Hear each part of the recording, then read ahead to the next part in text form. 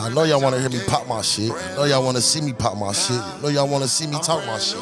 Make sure y'all comment, like, subscribe, share, man. Tell the world about this shit. But before, I got, man, in here with me, man, the owner of the ARTS OTA, right? Andre Niles, right? Some people call him Skinny.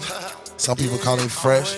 I call him Baby Diaper Rash, because this my dog, you hear me? I've been knowing bro for a long time, man. You hear me, man? And it's an honor, man, to be in the presence of this man, man. But I ain't gonna sit here and take up all his shine and his light, because this is about him today. It's also about you too. For sure. Personally. And right, like today, right, I just want you to just enlighten the people, man, on your personal journey, whether it was a struggle to get here, it's the struggles of being an entrepreneur. And I want you to just tell them, bro, like something that they don't know about you, man. Whether you make eggs with goddamn sandals on or whatever, bro. Like whatever you want them to know, man. But I also want you to just, be personal with them, bro. Like, cause like this right here, this for the culture, man. We really in here for the culture, man. And bro started some shit. It's a whole new wave, right? And if you a hater, you gon' crash, you gon' burn. So without further ado, man, I'm gonna let my dog, man, Mr. Goddamn Skinny, Master Fresh, do his motherfucking thing. What's up, everybody? Hey, quick question. You ever slap somebody open hand with that ring on? Nah, I grabbed the ass before. Nah, cause that shit hurt. That's a chunky ass ring right there. Thank you, man. Appreciate you, man. Appreciate you. But yeah, without further ado, welcome. All that shit.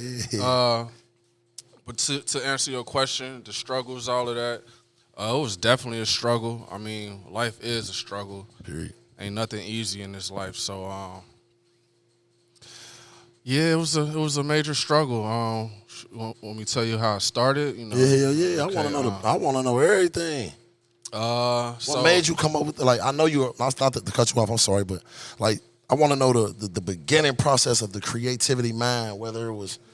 And your personal, because you went through a lot of shit, bro. Mm-hmm. Like, a lot of people don't know, man, that you done been incarcerated before. Mm-hmm. See, people don't know that as a business owner. Like, for real. A lot of people out there, right, personally, right, they feel like a lot of business owners got to have a squeaky clean record. Like, nah, that ain't what this is. Mm-hmm. Shit. Yeah, so, I started off as a DJ. I was 19 when I, really became hands-on professionally in the field.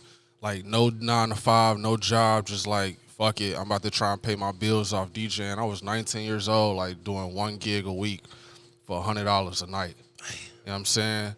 And to make shit stretch, make it work, a little hustling here and there and little temp service jobs here and there. I'm 19 years old, you know what I'm saying? So, from there, I was just DJing all over the city, doing a lot of concerts, all of the big parties. Shout out to TC Entertainment. I was his main DJ. If you're familiar with TC, he's the biggest promoter in Cincinnati. And I was doing all of his parties. I was doing all of the concerts and tours he was bringing. I did a lot of college parties. So from just DJing, trying to get my feet wet and make a name for myself, doing that for about 10, 12, maybe 15 years. I honestly can't remember. But I got incarcerated.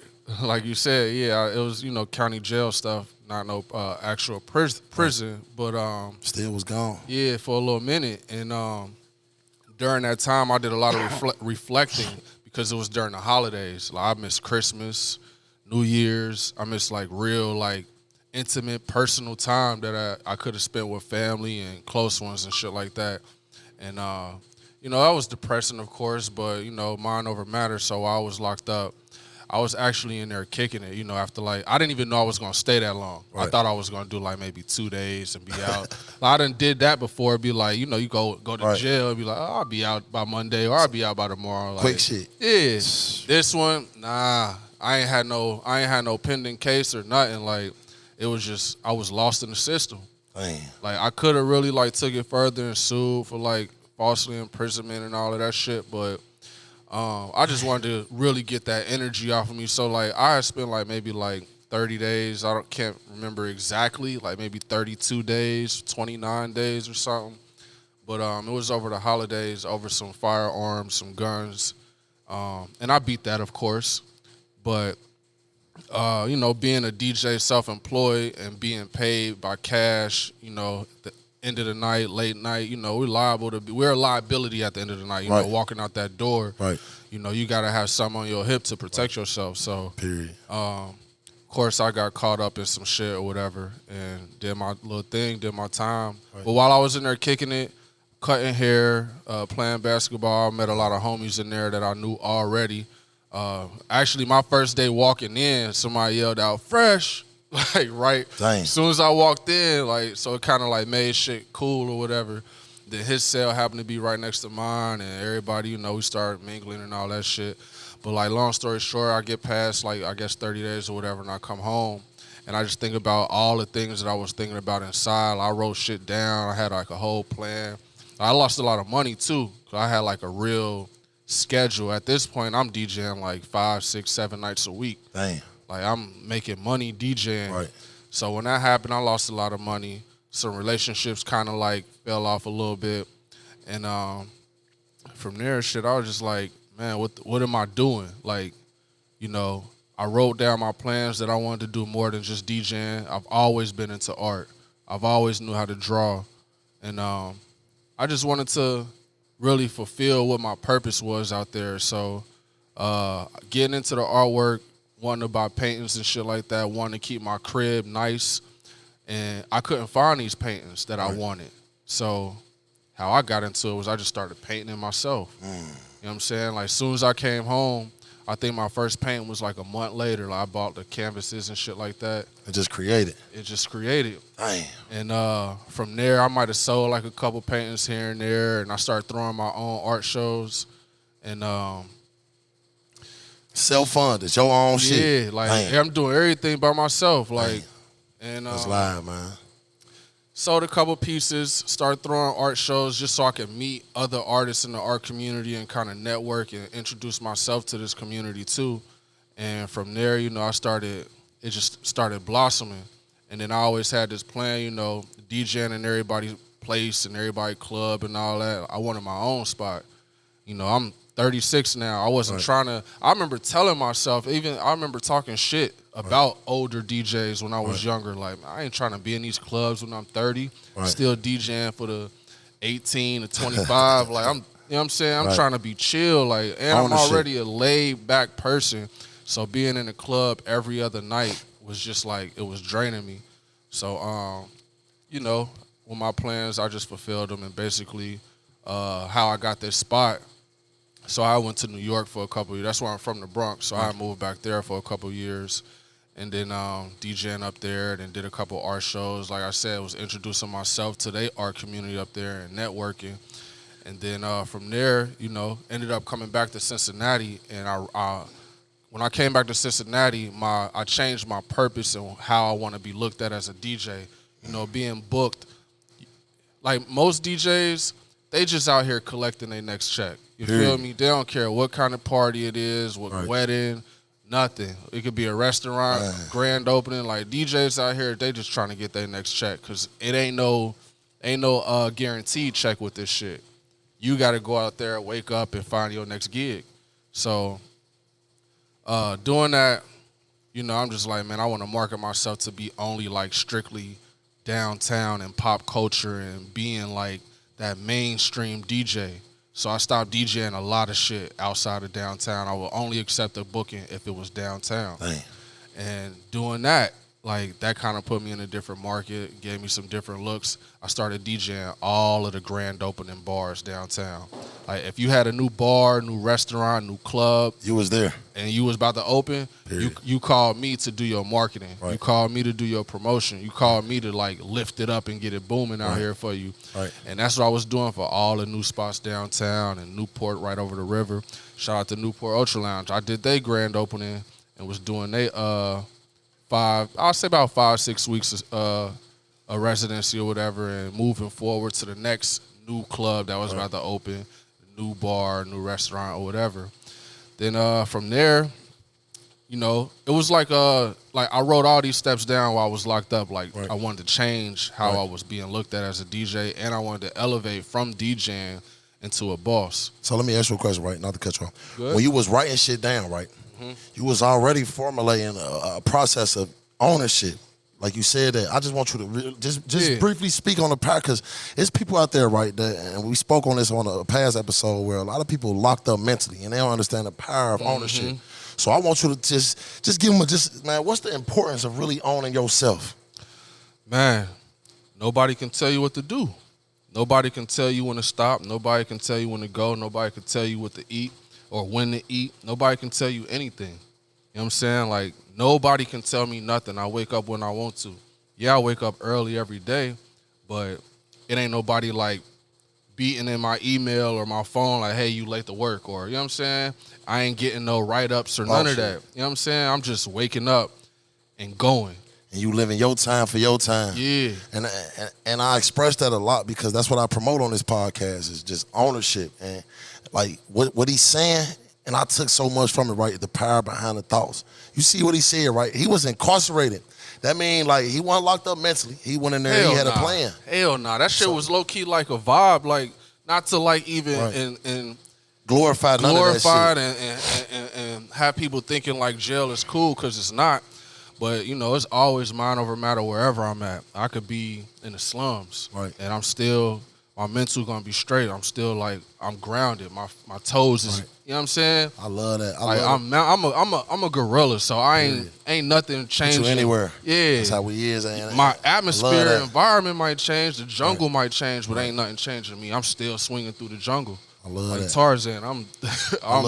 I love the way you think, like your thought process, and that's a creator's thought process, where you can't be trapped mentally, and you ain't trapped mentally. But there's people out there that's like you said, ownership. You've been through shit. Look what you went through, right, to build concrete. Look what you went through to just build what you got going on.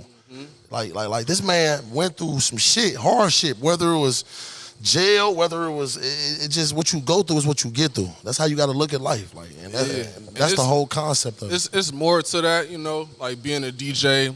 Or, you know, whether I had a cubicle job, like, speaking for everybody, like, when you're trying to boss up, you know, it ain't just one mishap. It ain't just one issue or one thing that's going to throw you off. Like, man, there's multiple things. There's always something, you know what I'm saying? So you just got to be prepared and stay grounded and never really, never forget what the goal is. Never keep your eye off the prize. Like, always remember, like, this is where I'm trying to go. Like, when I was in jail writing this shit down, like, my cellmate was, a lot of people would be looking at me like, man, you ain't gonna live by that. Yeah, like, man, you about to go back out there and do the same thing you was doing. But it was like, when I got locked up, it was like, nah, I ain't supposed to be here. Man. I really wasn't supposed to be there. I got locked up by a mistake, like, because my probation was supposed to be over. I got violated. And they literally just lost you in the system. Lost me in the system and threw me in jail. Damn. I got violated when my probation was over. Right. Nigga, I was on my way to go grocery shopping when I got locked up. Damn. I went to go pay a speeding ticket, like, oh, no, I'm just here to pay a ticket. They're like, yeah, police walk out, put your hands behind your back. What the fuck? So basically, by you being a DJ, right, and you created the arts, right, and I want you to get into the basis of it, because you said you always liked the art. And I take my motherfucking hat off to you, right, personally, man. You started your own art galleries, man. Like, that's boss shit, bro. Look, though. I like that, man. I love that. Look, though. So, like, I didn't start this. I bought it and took it over. Okay. So, like, this was an idea, though, for me. I wanted to do it in Miami first. Okay. That was my first thing, Miami, because at the time when, so basically I sold a painting to an art dealer. Okay. This is what basically turned me into an art dealer. Okay. I got offered a publishing deal for my paintings in Miami. Right. And the dude who offered me the deal, you know, I ain't gonna say his name, but he's well known in the art community, like a big name. You know what I'm saying? He has some big pieces that's like got historical meanings and all of that shit. You know, you can look this man's name on Google and find all of the pieces he bought and sold, because he's a real dealer. Excuse me. But so like I had sold him a piece because I was introduced to him by my aunt in Philly, and she was just like, you know, he's real heavy in the art industry and Art Basel this and Art Festival that and whatever, you know what I'm saying? So I'm like, all right, you know, I know nothing about none of this shit. I just make paintings, like for shit that I want to hang in my crib. Right. But the shit was selling too. Right. So the dealer hit me up and he wanted the piece for half off. and then he was offering me a publishing deal, a contract to where he was going to resell the piece for like thousands of dollars more, and then I would make my commission off that, and then off each print I sign, like, you know, when you go to you might go to an NBA game and an NBA player is signing posters of himself. Right. And he's probably getting paid per signature. Right. That's what they was offering me. Right. Like, all right, I bought this piece from you. I'm gonna go get it digitized and I'm gonna sell some prints. But each signature that you sign for these prints, you get, I don't even remember, it might have been like $10 or some shit. But it was like 1,000 prints. You know what I'm saying? You do the math. So So long story short, through negotiating and shit, the number kept getting lower and lower. The contract he sent was kind of like blank. It was missing some information. So I ain't really signed nothing. But at the same time, he still also owed me money for the piece he bought. Okay. So, you know, the communication was like terrible. I did my research, you know, just like in any kind of industry, whether it's in the streets or professional, you're going to do your research and try to figure the shit out, like why things is not going the way it should be. Right. So that's what I was doing. I ended up just finding out, like, man, he was basically hustling me. Like, he was making a lot more money than what he was telling me off of my piece. So from there, I did my research and figured out how this game is actually built and how it moves, and I basically turned myself into an art dealer. Right. So I started throwing my own art shows and shit and inviting other artists to be in the shows with me and helping them sell their pieces. Right. So that's what got me into the actual dealing of art. Okay. Then coming into ARTS OTA, like, I had just moved back from New York, and I was just trying to, like I said, I was finding all the grand openings. I did this grand opening. I wasn't the DJ, but I did a live painting for the grand opening here. So I, you know. So my fault. You was traveling. You said Miami, New York. Yeah. So you was on your Mexican shit. Yeah. My baby mama Mexican too, by the way. So. Damn, I didn't even know that, man. Yeah, she's Mexican and Cuban, so it was just, I don't know, man. I don't even know why I said that, but anyway. That's personal shit, though, yeah, bro. me personally. So I was throwing my own art shows and shit like that. I came in here, found this venue, and I met the OM, the operational manager. He wasn't the owner at the time, even though he told me that, but I ended up actually meeting the real owner. It was a white guy. And coming in here, I'm like, you know, I want to start throwing parties in here. Like, nobody knows about this venue. I need to, like, let the people know about this venue. Start throwing events in here and shit like that.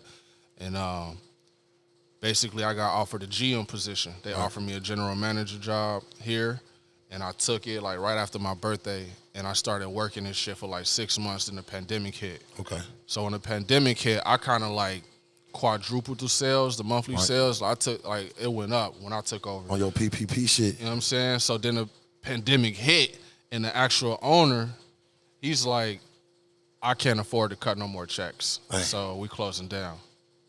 So I'm like, nah, how much you want for the spot, bro?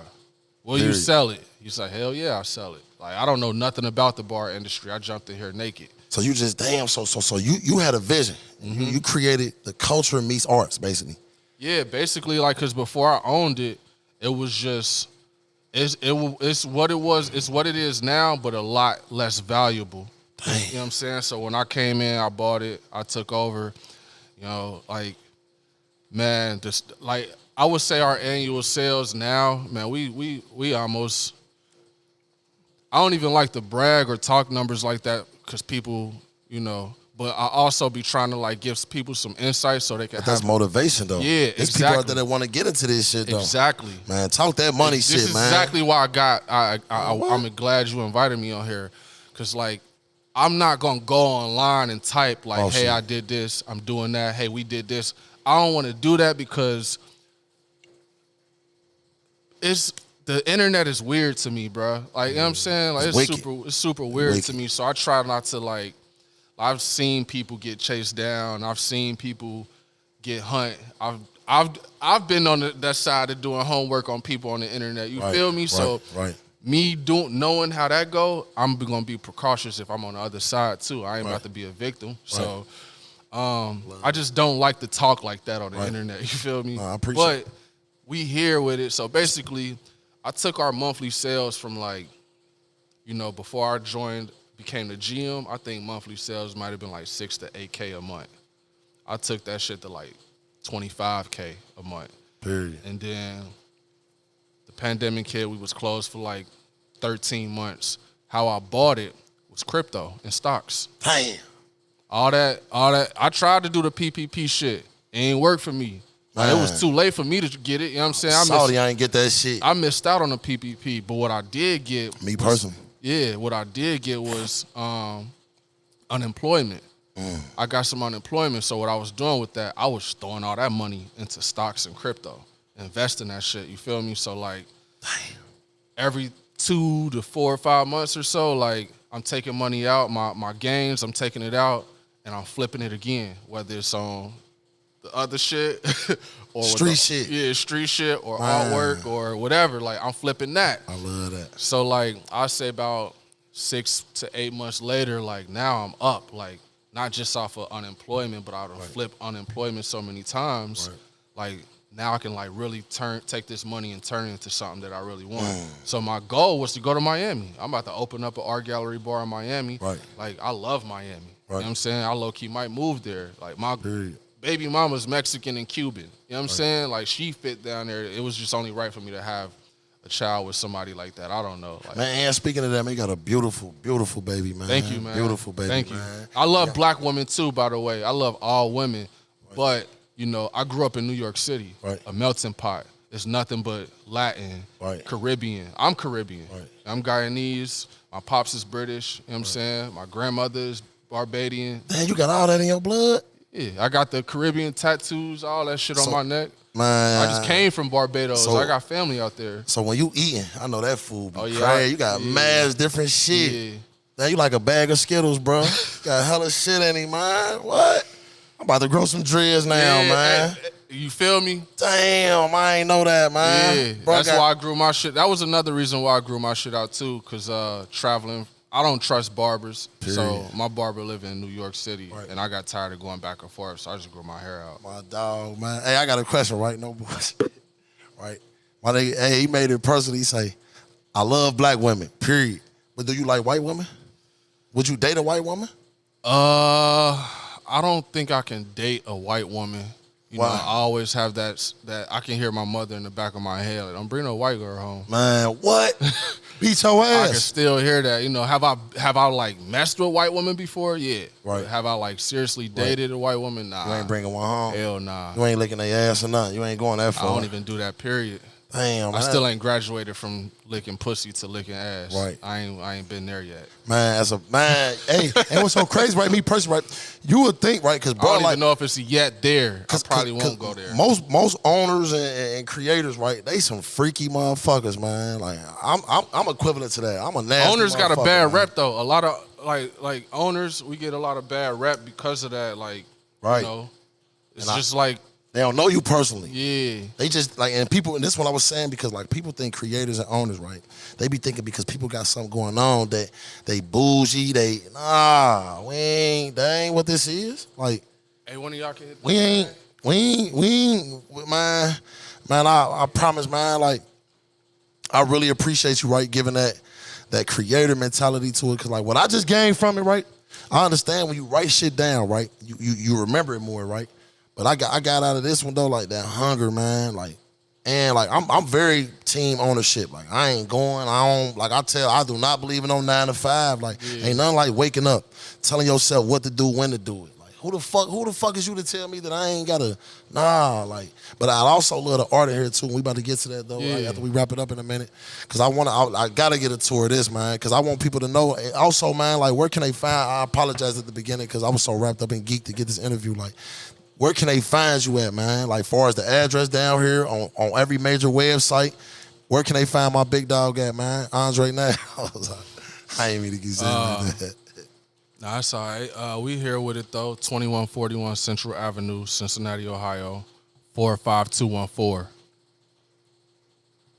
45214. Yeah, 45214. Say it again, bro, so they know. 2141 Central Avenue, Cincinnati, Ohio, 45214. We on the west end of downtown. And it's going to keep popping up at the bottom of the screen, though. Y'all going to keep seeing it. Where can they find you on social media, too, Brody? Master Fresh DJ on everything, and then ARTS OTA, Cincy, or artsota.com. But yeah, man, I'm here. I literally just like this artwork, this art industry. Like it is very fun to catch up and move forward.